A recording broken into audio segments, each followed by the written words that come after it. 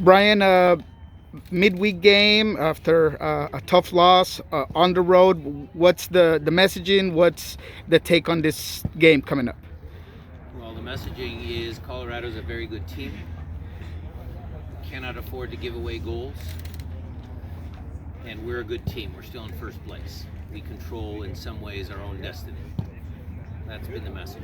What are the positives of the game in terms of play and intention at Houston? Look, the positive was, and I think most of you guys got it right. I mean, Houston probably deserved a little bit out of that game.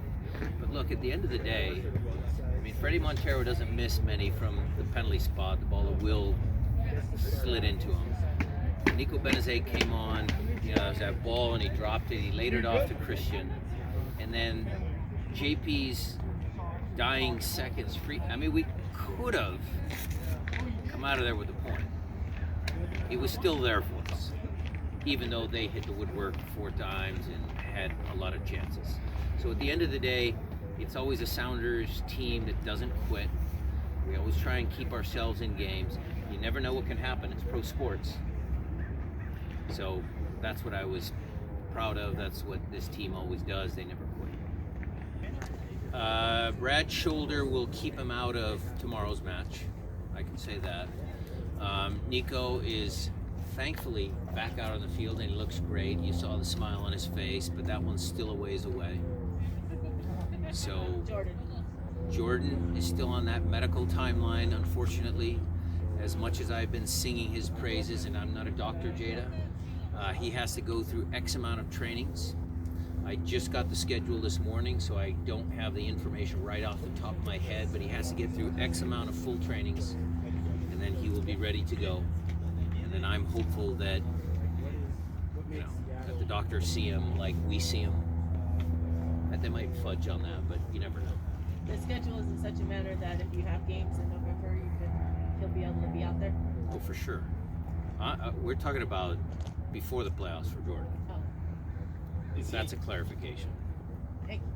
Is he in full training now, though? Oh, yeah, absolutely full. He had his first full training when he was down in Houston. This is another one. He had one yesterday, today. So we're ticking those boxes. Playoffs? Can you clarify what's going on with his situation? He's coming back. He'll be back to join up with us after this Colorado trip. And do you have to evaluate him when he gets back? Yes, of course. Yes, he's getting treatment with the Peruvian Federation. That was the deal that we made with Raúl. He can get some treatment there. He's coming back up here. We'll see him on Thursday. You guys will see him on Thursday or Friday. With the team, outside of the injuries, how close do you feel that you are reaching to peaking full potential? Well, that won't happen until Jordan, Nico, Raúl, those guys come back, Jada. What I would say is that the team has in some ways really outperformed a lot of pundits. External for sure, maybe even some internal. I mean, we've exceeded expectations. We've had a lot of adversity this year. I mean, guys have stepped up. New guys like Nico Benazet, my friend over there who's getting interviewed, has stepped up, come here, done a great job. Leo's shown some flashes. Josh has matured. Danny's matured. I mean, Stephen Cleveland's done a great job. I mean, we've had guys step up. So in a lot of years, by now, I would probably have a set rotation and kind of like a team that's the last 4 games of the year, kind of moving into the playoffs. It's a little different this year, but it's just a different situation. I think the group is pretty strong. So however it shakes out, I think we have a very good chance of, going deep into the playoffs. You talked about that depth and then the 2 new players. What is it about the Sounders system that helps all the players on the field adjust to this rotating cast of characters and still integrate so well? I think, Dave, you're giving the club a little bit too much credit. I mean, guys that come here, they're already good, talented soccer players. I think what I would say, how I would answer your question, is that organizationally, we've done a really good job of attracting talent. You could say Mauro Rosales. You could say Eddie Johnson. You could say Gonzo. You could say Jimmy. You could say Freddie Montero. You could say, who am I missing? Kellen Rowe coming back. I mean, players want to come back and play for this club.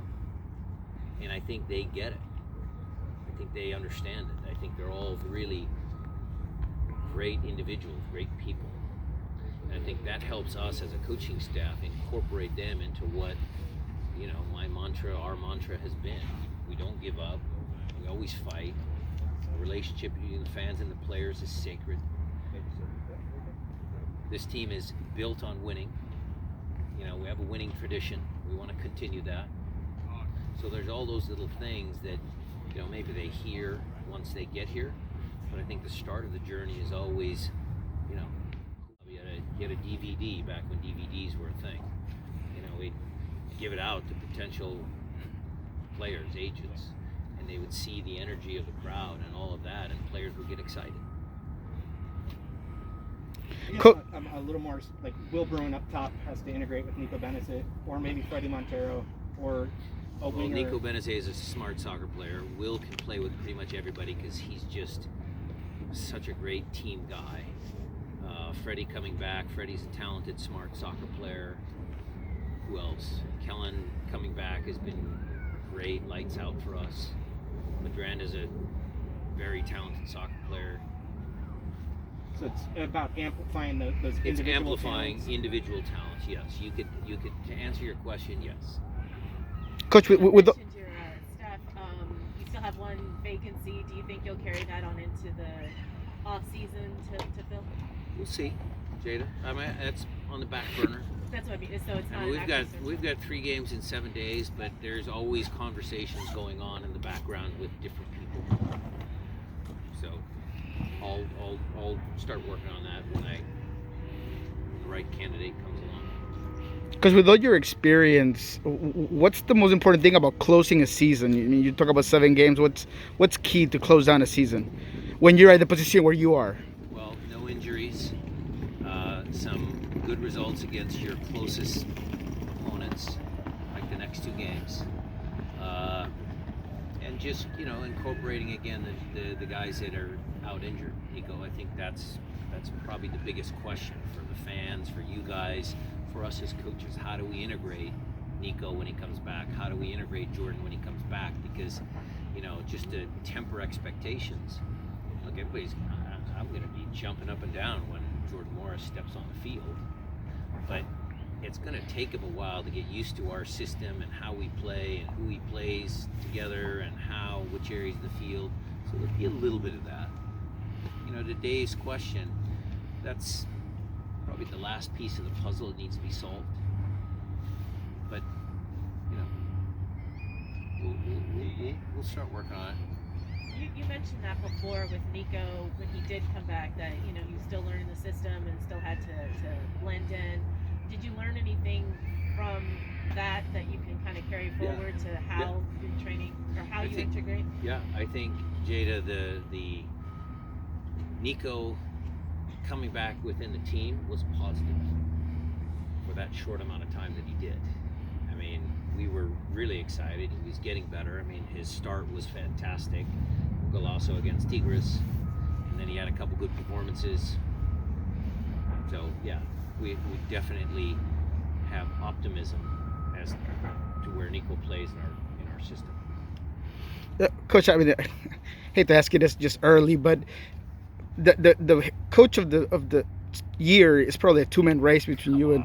I just want to know. Do you think about that type of thing, or? Bruce is running away with it, and Robin Fraser deserves him and Bruce. Robin Fraser's done a great job.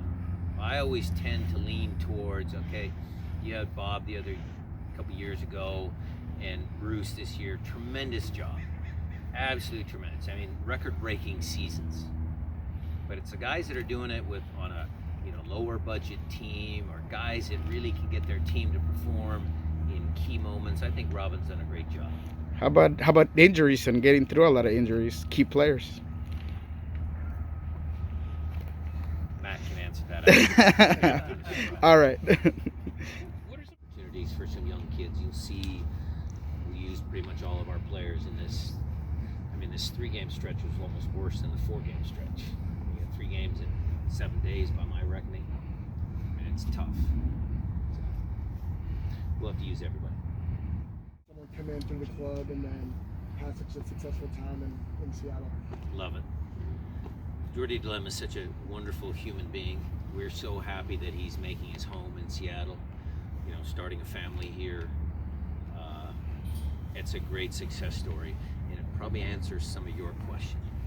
You know, people love coming to Seattle and putting up roots. You could say Pepe Fernandez, Dave Gillett, Frank Barton, you know, that whole group, the 80s group, you know, Chance Fry, Bernie James, Neil Megson. Well, I guess Chance and Bernie were local, but, you know, Neil Megson stayed, Joey Waters stayed, who am I missing from that era? A bunch of people stayed. Now we have other people that are staying. And again, it's just the club itself. You know, you always lose people. But if you do a good job, if you're honest, if you know what you're doing, you treat people well, people appreciate that.